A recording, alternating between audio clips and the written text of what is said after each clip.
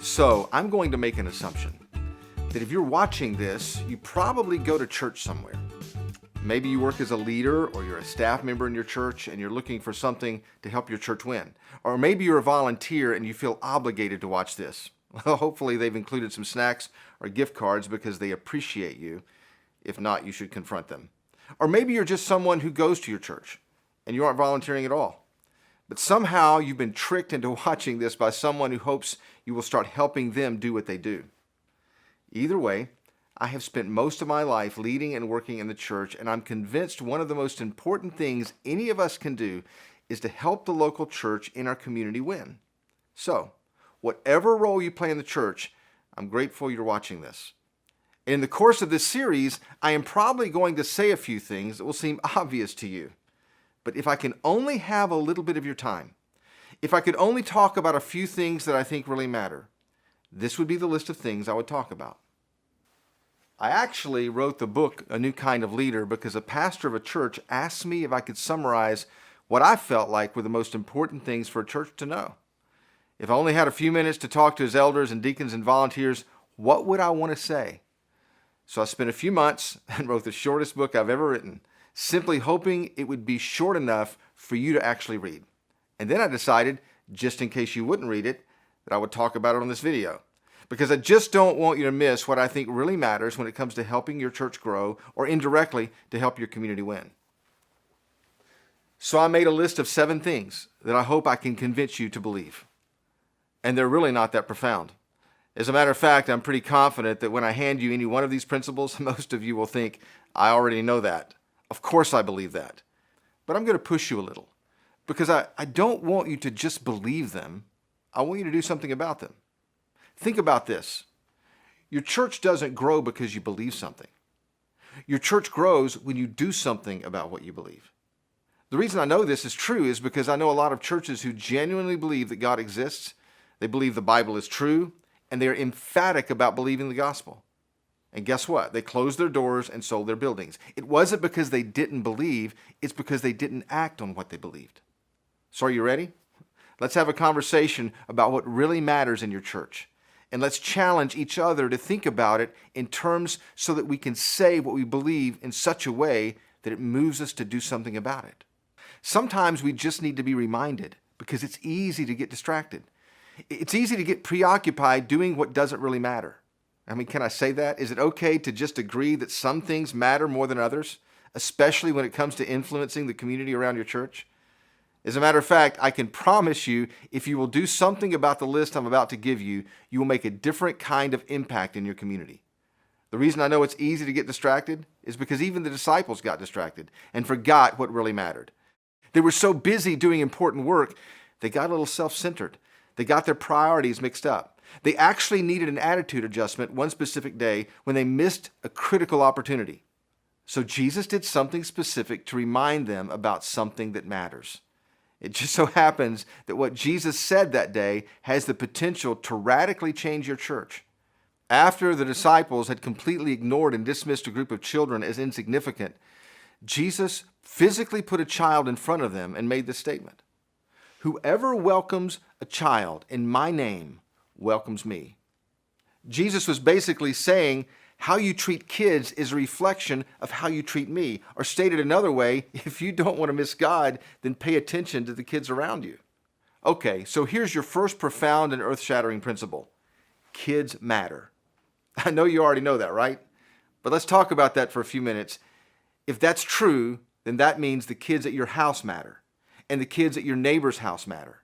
Kids who go to your church matter. And kids who don't go to your church matter. The kids in your town matter. The kids who go to the elementary school matter. Here's the big question, though. Do you act like kids matter?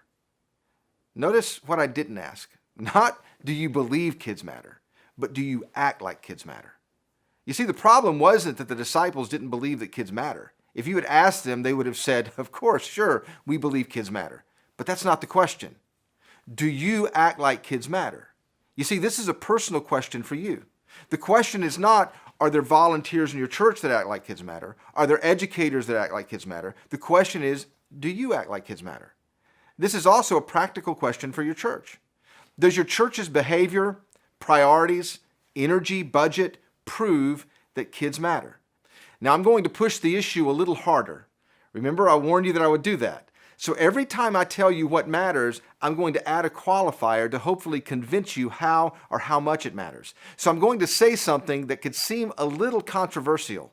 Not only do kids matter, but kids matter more than adults.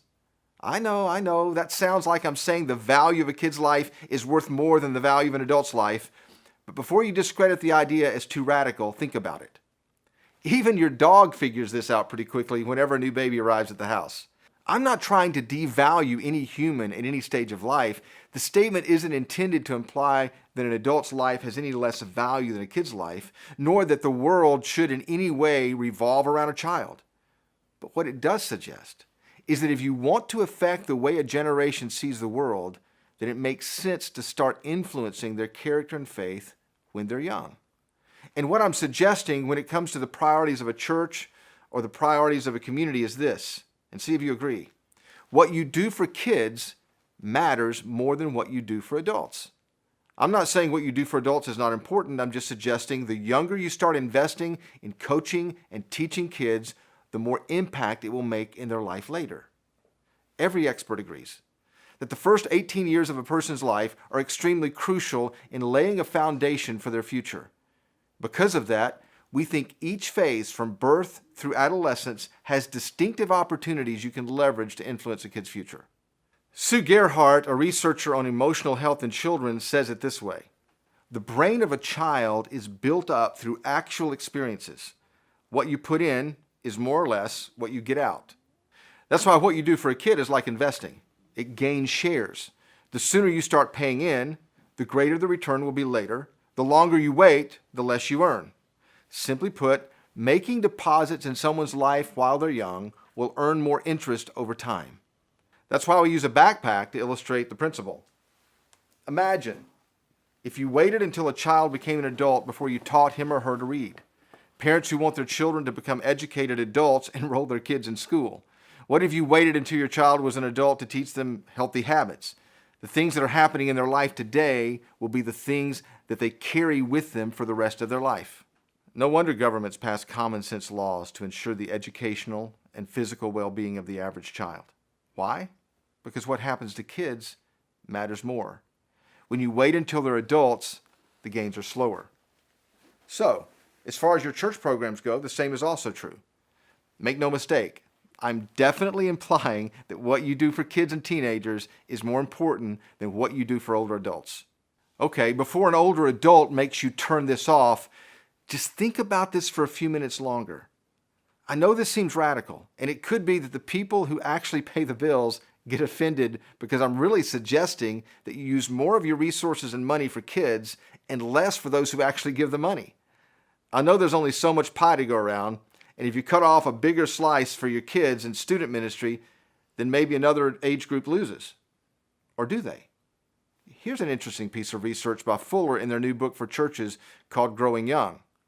They address this issue directly with data. According to their research, when churches give a bigger slice of their resources to kids, other ministries don't get less, because something unusual happens when a kids ministry becomes a priority in your church. The pie actually gets bigger. So what you do for kids really does matter more. Here's another case for making kids matter. What you do for kids actually matters more than you think it does. The problem is we think what we do for kids doesn't matter as much because we can't see immediate results. We can't tell if it's working, right? But that doesn't mean it doesn't matter. By the way, the reason you can't see spiritual growth is because it's spiritual. The reason you can't always predict a defining moment that's happening in a kid's life is because it's too gradual. What about this reason? What your church does for kids will keep your church from dying. Research shows that the age of the average church member increases by 7 years every decade. In the next 10 years, the average age of many mainline denominations will be over 60. At the same time, the average age of a church member is 15 years older than the surrounding community members. Basically, churches are graying because members are getting older and younger families are just not attending.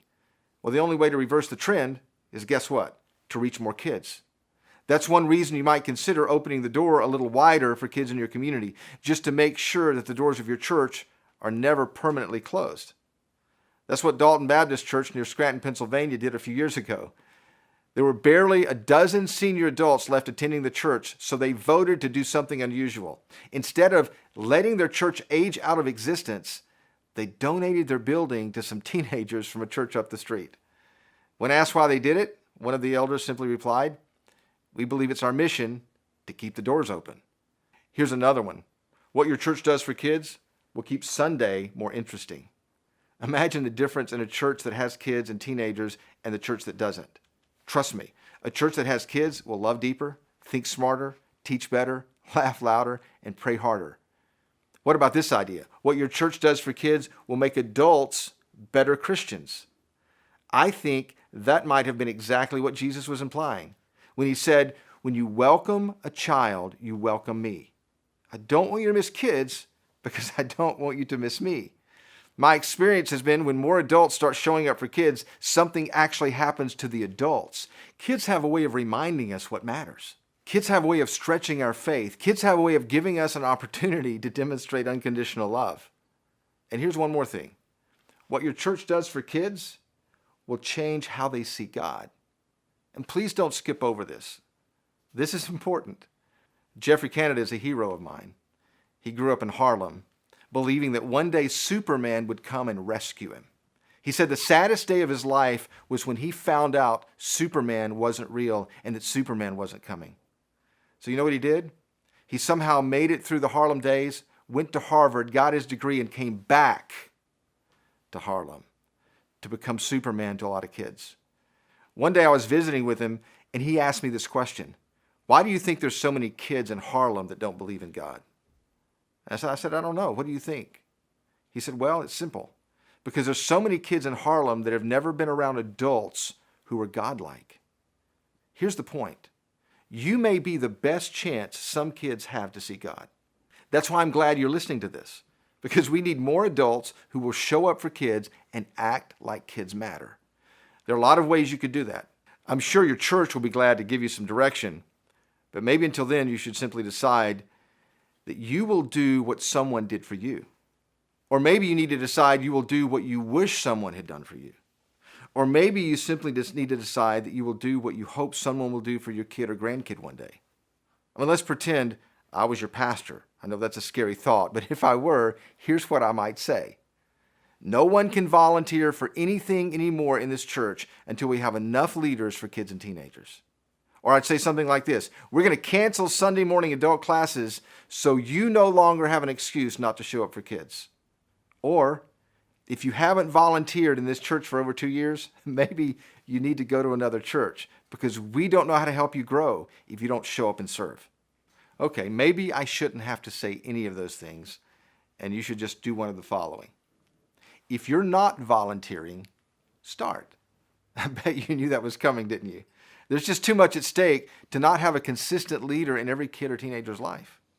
And here's something else. If you are volunteering some, consider volunteering more. Try to have weekly influence in a kid's life, because that's how you build real history with someone. And besides, I promise, getting more involved will change you more than them. Oh, and one more thing. If you are volunteering a lot, then go find someone else to volunteer.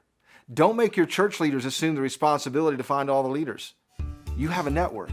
Write down the name of someone who can do what you're doing and convince them that kids matter and that what you do for kids matters more than they ever imagined.